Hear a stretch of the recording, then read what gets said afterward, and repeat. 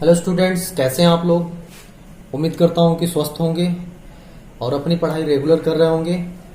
आइए, आज class 12th में चैप्टर 2 चल रहा है, जैसा कि आप जानते हैं। इसमें अगला टॉपिक है चालक की धारिता। क्या है चालक की धारिता? इसके पहले बताया गया, इसके पहले वाले वीडियो में, कि चालक क्या है, परावैद्युत पदार्थ क्या है, या उसी को बोलते हैं अचालक। ठीक है। बद्ध आवेश बताया गया आप लोगों को, बद्ध आवेश किसे कहते हैं। आज का टॉपिक है चालक की धारिता, कैपेसिटेंस ऑफ कंडक्टर्स। ठीक है, क्या है इसका कॉन्सेप्ट समझने का प्रयास करिएगा, फिर आप लोग परिभाषा खुद ही बना लेंगे। धारिता का मतलब होता है कि कैपेसिटी, यानी कि धारण करने की क्षमता। ठीक है। यानी कि अगर मान लीजिए कि कोई चालक है, तो आप उसको आवेश देते गए, तो उसके आवेश ग्रहण करने की एक क्षमता होती है। उससे ज्यादा अगर आप आवेश देंगे तो वो आप ग्रहण नहीं करेगा। तो इसी आप आवेश देते गए, तो इसी आवेश की माप को ही, कि कितना वो ग्रहण कर रहा है चालक, उसी को हम कहते हैं क्या? चालक की धारिता। जैसे एग्जाम्पल अगर देखा जाए, एग्जाम्पल दैनिक जीवन में मैं एग्जाम्पल बताता हूं जस्ट इससे रिलेटेड, ताकि आप लोगों को अच्छे से समझ में आ जाए। जैसे मान लीजिए कि आप जो है पानी ले लीजिए और चीनी घोलना शुरू करिए। तो एक कंटेनर में पानी ले लिए और उसमें आप चीनी डालते जाइए तो घुलता जाएगा, उसमें और डालते जाइए चीनी को, तो वो घुलता जाएगा। लेकिन आप चीनी लगातार अगर डाल रहे हैं उसमें, उस पानी में, ठीक है, तो इसका एक समय ऐसा आएगा कि वो चीनी उसमें घुलना बंद हो जाएगा और पानी नहीं दिखेगा, बल्कि सिर्फ चीनी दिखेगा। तो जहां से चीनी घुलना बंद हो गया, इसका मतलब कि उस पानी की एक क्षमता थी अपने अंदर चीनी को लेने की, अपने अंदर समाहित करने की एक क्षमता थी चीनी की। अब उससे ज्यादा आप डाल रहे हैं तो वो एक्सेप्ट नहीं कर रहा है। ठीक है। तो इसी से रिलेटेड ये भी है कि चालक है, चालक को हम आवेश देते गए, तो उसके एक ग्रहण करने की एक क्षमता है कि कितना आवेश वो ले लेगा अपने अंदर। तो उसी क्षमता को, उसी आवेश की माप को, कि कितना वह आवेश ले रहा है, हम क्या कहते हैं? चालक की धारिता बोलते हैं। ठीक है। अब जो है, अब इसकी परिभाषा कैसे बनाए? तो अब जैसा कि कहा गया कि चालक को हम आवेश दें, तो जब हम चालक को आवेश देते हैं तो उसी अनुपात में उसके विभव में भी परिवर्तन होता है, उसके विभव में वृद्धि होती है। हम चालक को आवेश देते गए तो उसके विभव में क्या होगा? वृद्धि होती जाएगी। तो यही चीज जो है अब परिभाषा के लिए उपयोग किया जाएगा कि किसी चालक को आवेश दिया जाता है तो उसका विभव आवेश के अनुपात में ही बढ़ता है।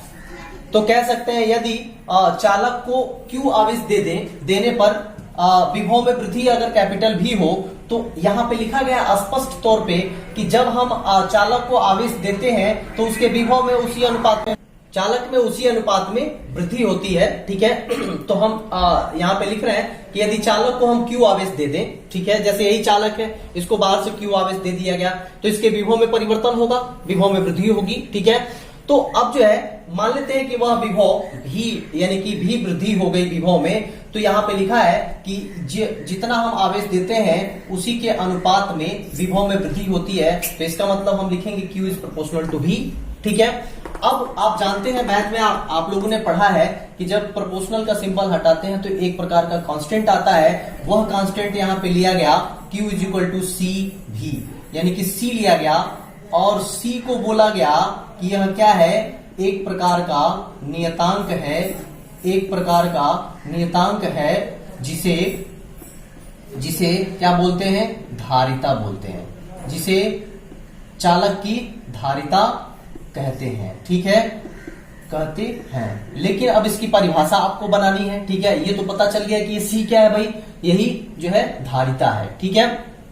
अब जो है, अगर इसकी परिभाषा लिखनी हो तो यहां से C की वैल्यू जरा निकाल के देखिए। Therefore C is equal to, तो C की वैल्यू निकालने के लिए V से इधर डिवाइड करेंगे तो Q अपन क्या हो जाएगा? V हो जाएगा। ठीक है। अब यहां से आप जो है परिभाषा बना सकते हैं। कैसे? तो हम लिख सकते हैं किसी चालक की धारिता उसके आवेश और उसमें विभव में होने वाली वृद्धि के अनुपात को कहते हैं। आप देख लीजिए, इसको अनुपात बोलते हैं। ठीक है। तो यानी कि हम लिखें अगर इसकी परिभाषा, अर्थात किसी चालक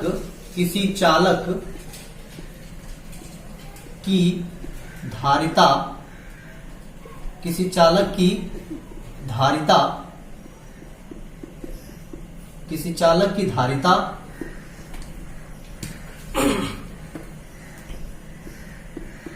उस चालक को दिए गए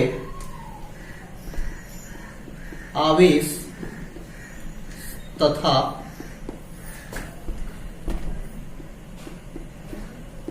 उसमें होने वाले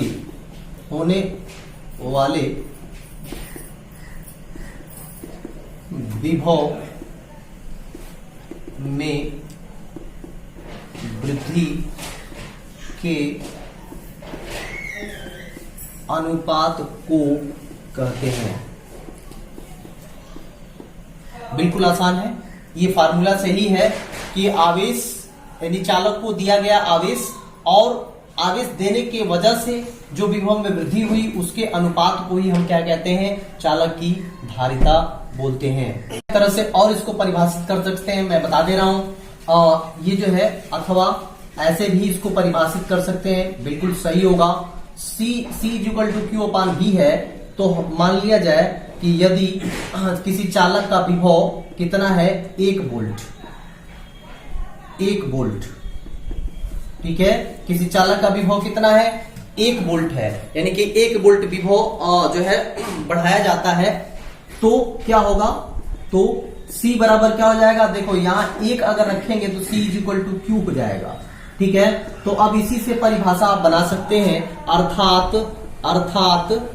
अर्थात किसी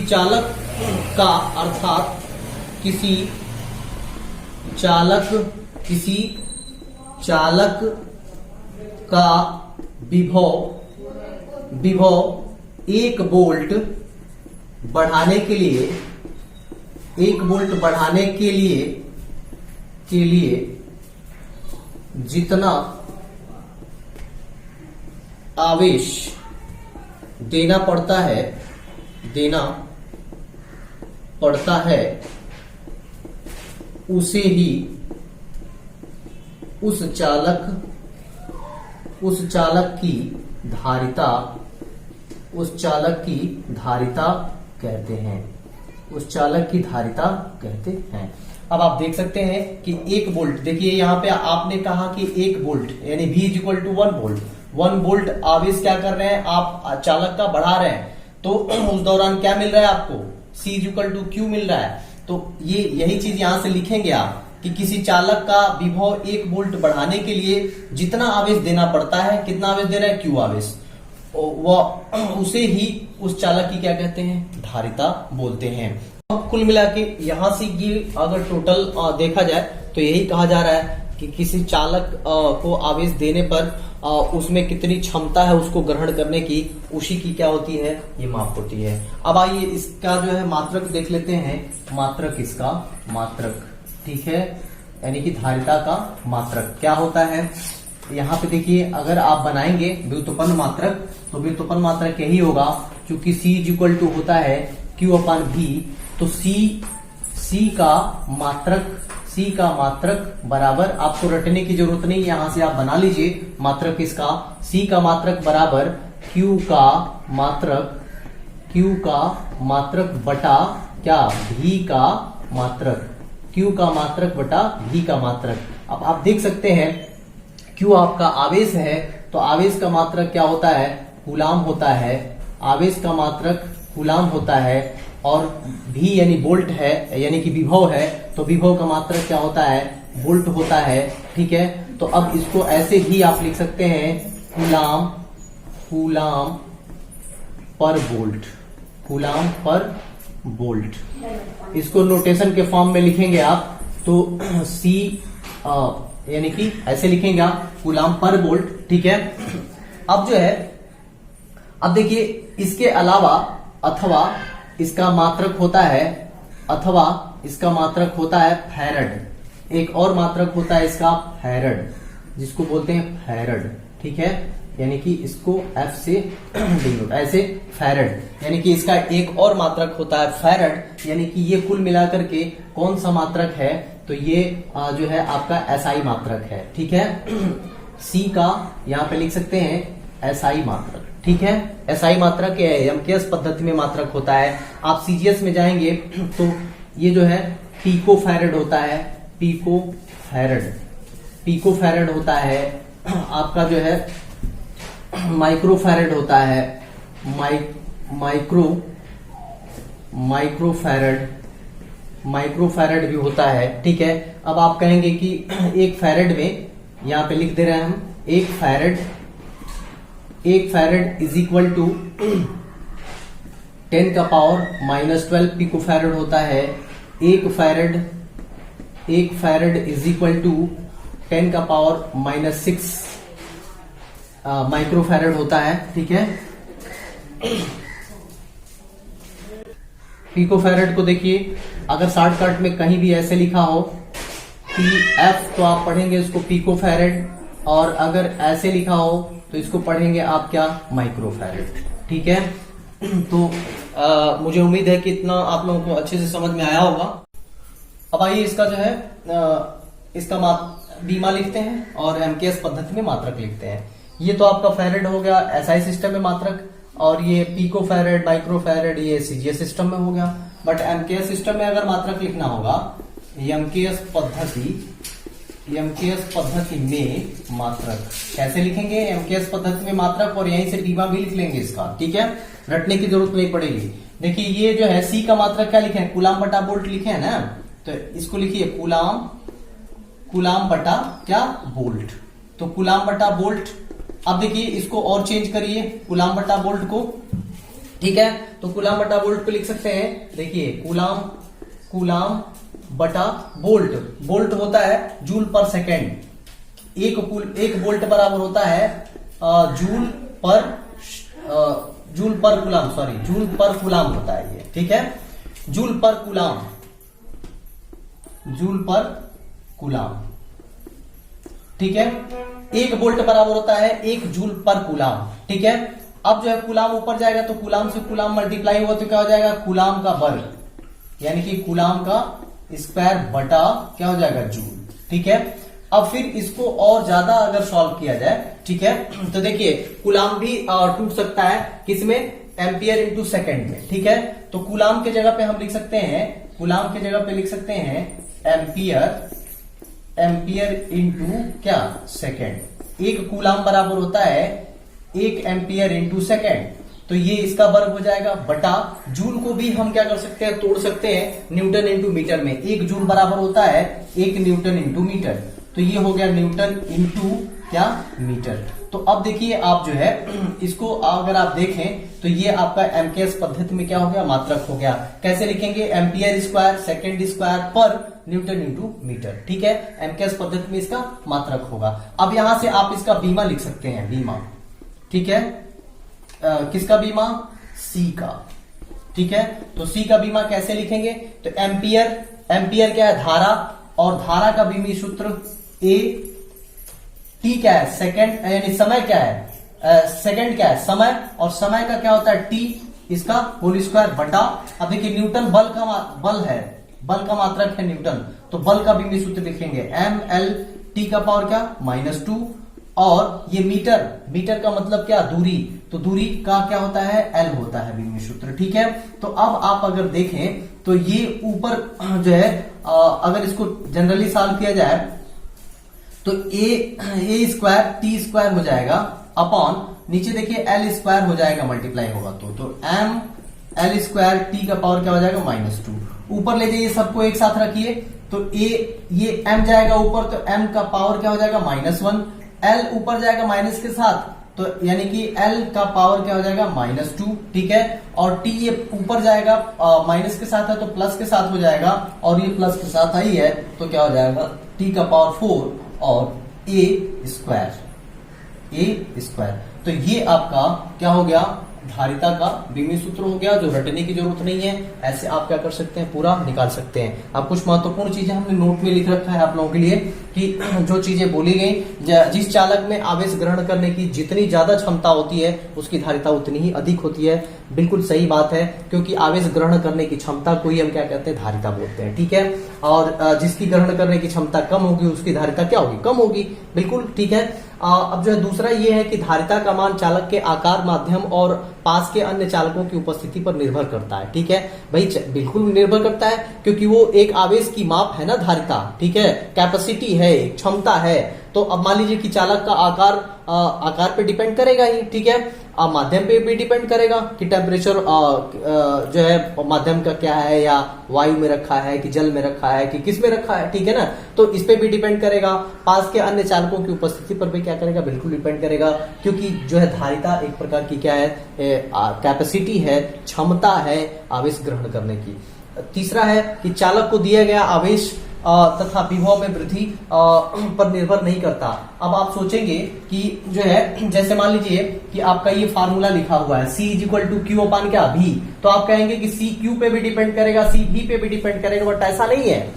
ठीक है, ये बिल्कुल क्या है, ये जो है ये बिल्कुल सोचिएगा मत कि C = Q अपान V होता है, यानी कि C is proportional to Q, C is proportional to V होगा। ऐसा कुछ नहीं है, गलत बात है।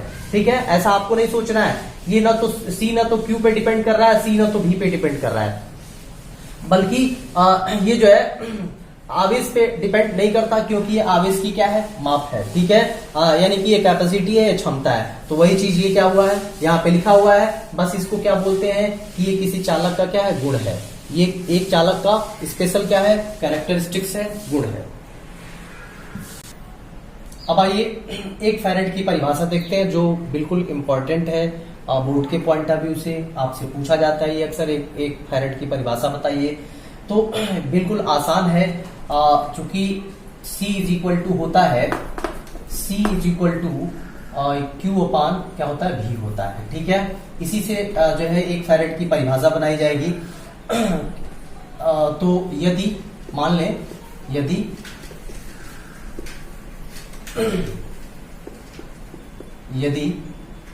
Q = 1 कूलाम, Q = 1 कूलाम और V = 1 वोल्ट,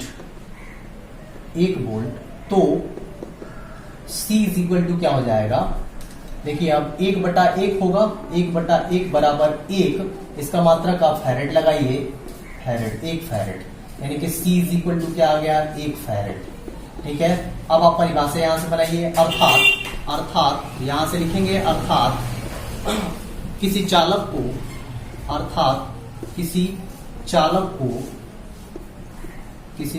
को 1 कूलाम आवेश देने पर यदि उसके विभव में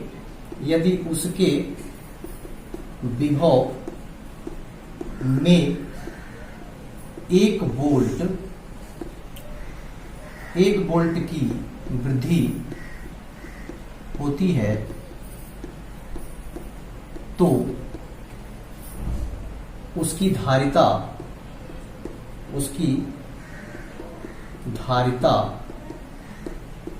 1 फैरड होगी, उसकी धारिता 1 फैरड होगी। बिल्कुल आसान है। आप क्या करेंगे, Q = 1 कूलाम, V = 1 वोल्ट रखेंगे और इसमें रखेंगे तो C = 1 फैरड आएगा। इसी को परिभाषित कर देना है कि किसी चालक को हम 1 कूलाम का आवेश देते हैं, तो अगर जो है 1 वोल्ट की वृद्धि अगर उसके विभव में होती है, तो उसकी धारिता कितनी हो जाएगी, 1 फैरड के बराबर होगी। अब आइए जो है, जैसा कि हमने कहा कि धारिता न तो आवेश पे डिपेंड करती है और न तो विभव पे डिपेंड करती है, तो उसका जो है 2 क्वेश्चन उससे रिलेटेड कर लेते हैं। आइए, इसमें कह रहे हैं कि एक चालक के आवेश को दुगना कर दिया जाए तो धारिता पर क्या प्रभाव पड़ेगा। तो सीधे सीधे लिखेंगे कि कोई प्रभाव नहीं पड़ेगा, कोई प्रभाव नहीं पड़ेगा। लेकिन इसको आप दिखाएंगे कैसे कि कोई प्रभाव नहीं पड़ रहा है वास्तव में। ठीक है, तो आप देखिए, मान लेते हैं माना पहले आवेश बराबर Q, दुगना करने पर आवेश दुगना करने पर आवेश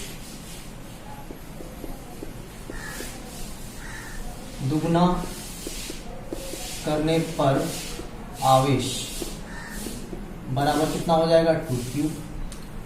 तो जब आवेश दुगना होगा तो उसी रेशियो में क्या बढ़ता है भाई, विभव भी तो बढ़ता है, ठीक है। तो विभव भी कितना हो जाएगा, और पहले विभव कितना था, पहले विभव था आपका V, दुगना करने पर क्या विभव, ये भी कितना हो जाएगा, इसी की रेशियो में बढ़ेगा ना 2V। देयरफॉर अब आप धारिता निकाल के देखिए, तो C इज इक्वल टू क्या होता है Q अपान V होता है। तो Q की जगह पे आप क्या रखेंगे 2Q, दोगुना कर दिया आपने, और V की जगह पे क्या रखेंगे 2V। तो देख लीजिए यानी कि क्या हो जाएगा Q अपान V ही आ रहा है, यानी कि C is equal to Q upon V। जैसा पहले था, ये पहले वाला है, आपने इसकी वैल्यू रखी दोगुना करके, तो भी क्या आ रहा है, वही वैल्यू आ रहा है। इसका मतलब कि आवेश को दुगुना करने पर ये जो है धारिता पर कोई प्रभाव नहीं पड़ेगा, ठीक है। ऐसे ही इसको भी कर लेंगे। हमने कहा कि चालक का विभव भी अगर बढ़ा दें तो धारिता पर कोई प्रभाव नहीं पड़ेगा। तो यहां से भी यही कहानी जो है लिखनी है आपको, कोई प्रभाव नहीं पड़ेगा, नहीं पड़ेगा, कोई प्रभाव नहीं पड़ेगा, ठीक है। अब इसको दिखाएंगे कैसे, तो मान लेंगे कि पहले क्या है विभव, पहले विभव इसका जो है, पहले विभव क्या है V है, ठीक है। दुगुना करने पर दुगुना करने पर विभव, दुगुना करने पर विभव कितना हो जाएगा 2V, ठीक है। तो जब विभव दुगुना हो गया तो पहले आवेश अगर मान लें कि क्या था Q था, तो दुगुना करने पर वही